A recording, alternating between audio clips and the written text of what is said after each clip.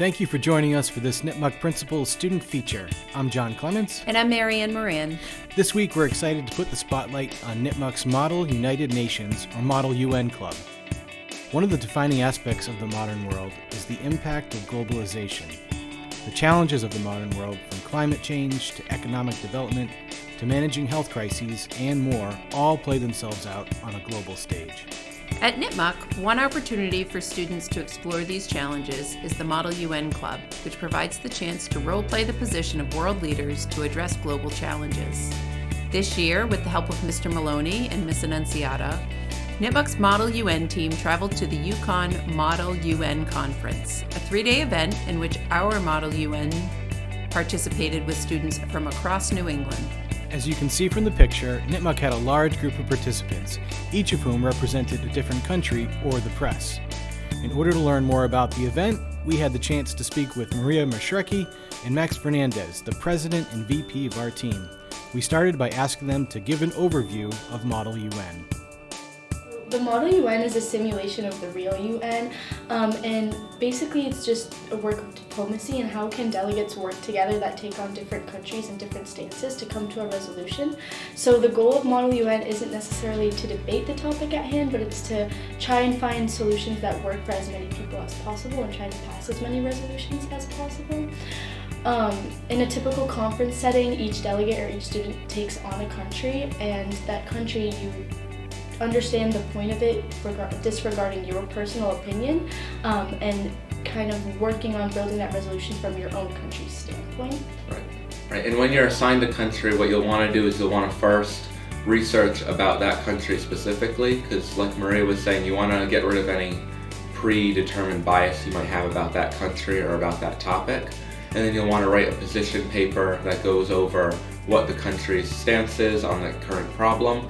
And then you'll want to write like a brief 30-second to 1-minute opening statement that you can read to sort of address the room when you get to the conference and state what that country believes about the specific topic you're covering. We also asked them to discuss the impact of Model UN.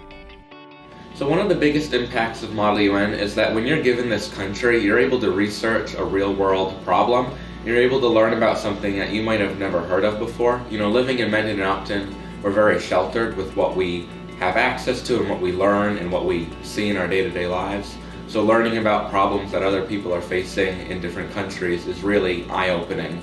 It also forces you to be in a setting that you really wouldn't come across in maybe like a typical everyday like school lifestyle. You have to use very certain terminology when you want to address a topic, and it also forces you again to be in that position where you can't form a bias. You have to put your own opinions aside, which might be hard, and take on your country's position. In speaking with Mr. Moloney, we asked to hear his thoughts about the impact of this group. I really believe in Model UN as a tool or a means for students to understand the world. So for example, at UConn, the committees that they were working on dealt with everything ranging from the financial crisis in Greece, to how are you going to protect children in conflict areas, excuse me, and of course some students worked as the press. So that's one impact. They learn a different point of views. They have to research about the country that they're representing. In terms of skills, like I said, our students build upon their communication skills. They build upon their critical thinking. You definitely have to think on your feet. Finally, we asked Maria and Max to tell us about some of the highlights from the event at UConn. So UConn was a 3-day conference. There was 13 committees within the conference. It was their 26th annual conference, and I would say there was about 1,000 delegates there in total. There was schools traveling from all over New England to come to this conference, and like you can really tell that people were very passionate about these issues being discussed. And it was just overall a very good opportunity. We got to tour the campus and see more about UConn. And in terms of the committees, I was on the press committee, so I didn't stay in the room the whole day. I sort of traveled throughout the building and visited all the different committees reporting on what they were discussing. So I represented the Associated Press, so I had to have a really honest, clear viewpoint, and I sort of had to be like a beacon of trust and honesty in terms of like the reporting world.